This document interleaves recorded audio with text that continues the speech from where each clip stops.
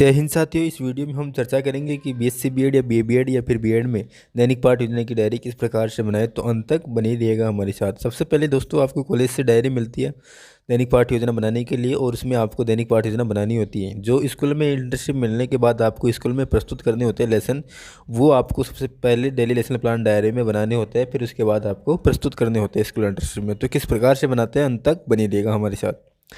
सबसे पहले आपको सत्र लिखना है, जो सत्र है। इसके बाद छात्र अध्यापक अध्यापिका का नेम, पिता का नेम, या फिर इसके बाद लिखना है आपको शिक्षण विषय, अनुक्रमांक, रोल नंबर जो आपके महाविद्यालय में रोल नंबर है वो। इसके बाद वर्ग साइंस से है या कॉमर्स या फिर आर्ट्स से है, जो भी वर्ग है उस वर्ग का नेम लिखना है। शिक्षण विद्यालय का नाम, जो विद्यालय आपको इंटर्नशिप में मिला है उस विद्यालय का नाम लिखना है।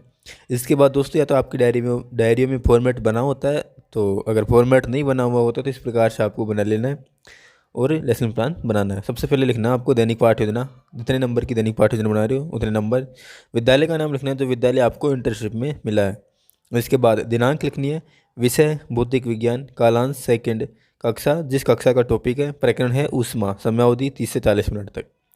उद्देश्य अपेक्षित व्यवहारगत परिवर्तन, ज्ञानात्मक, छात्र ऊष्मा का प्रत्याशरण कर सकेंगे, छात्र ऊष्मा का प्रत्याविज्ञान कर सकेंगे। अवबोध, छात्र ऊष्मा की व्याख्या कर सकेंगे, छात्र ऊष्मा को समझ सकेंगे। ज्ञानोपयोग, छात्र ऊष्मा से संबंधित ज्ञान का प्रयोग उच्च अध्ययन में कर सकेंगे, छात्र ऊष्मा से प्राप्त ज्ञान का दैनिक जीवन की नवीन परिस्थितियों में उपयोग कर सकेंगे। कौशल, छात्र ऊष्मा की जानकारी प्राप्त कर सकेंगे, छात्र ऊष्मा संचरण की विधियों को चार्ट द्वारा प्रदर्शित कर सकेंगे। छात्र ऊष्मा के बारे में अभिरुचि, छात्र ऊष्मा के बारे में जानने में रुचि ले सकेंगे, छात्र ऊष्मा के संबंध में विचार विमर्श करने में रुचि ले सकेंगे। अभिवृत्ति, छात्र ऊष्मा के विषय में सकारात्मक दृष्टिकोण उत्पन्न कर सकेंगे। इसके बाद सहायक सामग्री, सहायक सामग्री में आएगी चौक, रंगीन चौक, डस्टर, संकेतक, श्यामपट्ट आदि। पूर्व ज्ञान, विद्यार्थी ऊष्मा के बारे में सामान्य जानकारी रखते हैं। इसके बाद प्रस्तावना प्रश्न करने होते हैं, 4 से 5 प्रस्तावना प्रश्न करने होते हैं, जिसमें आपको जो प्रकरण है उससे संबंधित ही क्वेश्चन करने होते हैं। और प्रस्तावना प्रश्नों में तारतम्यता होनी चाहिए और ये सरल से कठिन की ओर होनी चाहिए। छात्र अध्यापक क्रियाएं, छात्र क्रियाएं, किसी बर्तन में पानी भरकर कहाँ रखने पर बर्तन व पानी का ताप बढ़ता है। जलते स्टोव पर, जलते स्टोव से ऐसी कौन सी चीज़ निकलती है जिससे बर्तन व पानी का ताप बढ़ जाता है। नीली लो निकलती है जिसमें गर्मी होती है। नीली लो, आग या गर्मी को वैज्ञानिक भाषा में क्या कहा जाता है, ऊष्मा।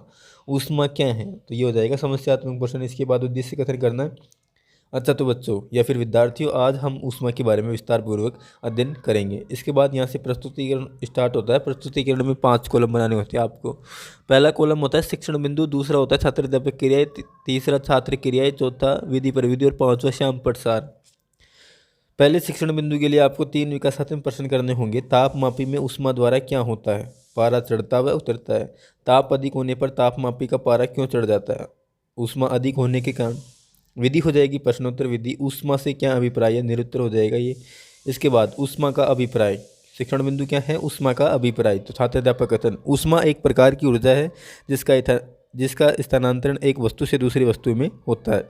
ऊष्मा का प्रवाह अधिक ताप वाली वस्तु में कम ताप वाली वस्तु की ओर होता है। ऊष्मा का प्रवाह है अधिक ताप वाली वस्तु से कम ताप वाली वस्तु की ओर होता है। ऊष्मा त्यागने वाली वस्तु ठंडी व ग्रहण करने वाली वस्तु गर्म हो जाती है।